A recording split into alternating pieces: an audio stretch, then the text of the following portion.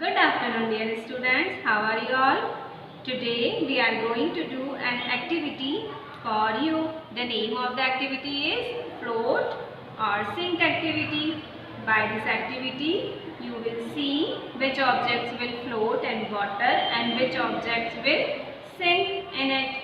You will enjoy this activity and you have to do this activity at your home also. So, let's start.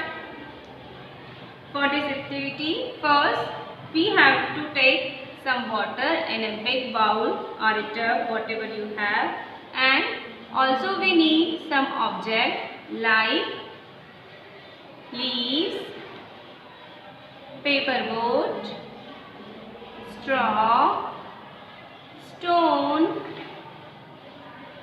stick, coin,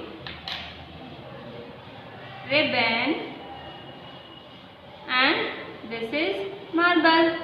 So with the help of this object, we will conclude that which objects will float and which objects will sink in the water. Now one by one we will put the objects in the water and see the result. Now we will see which objects will float and which objects will sink. First we will put a leaf. Now we see that the leaf is floating. It means the leaf floats.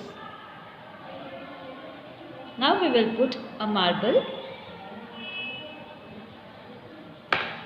Now what do we see? We see that the marble sinks. Now we will take a straw and put it in the water.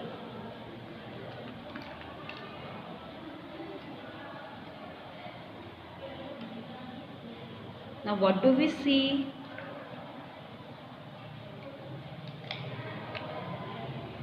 We see that the straw also floats. Now we will take a ribbon and put it in the water. What do we see? We see that the ribbon also floats. Now we will put a paper boat in the water.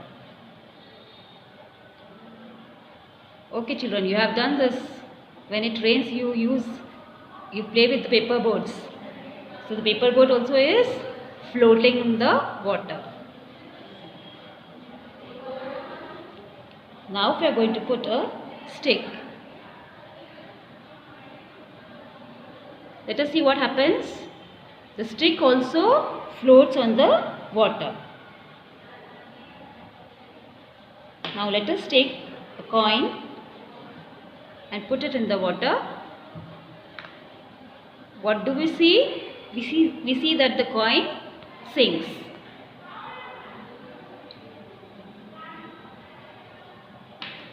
Now the last object, we will take a stone and put it in the water. Now what do we see? We see that the stone also sinks. Now we see that some objects float and some objects sink. So what did we learn from this activity, dear students? The objects which are heavy, they will sink, and the objects which are light, they will float on the water. Thank you.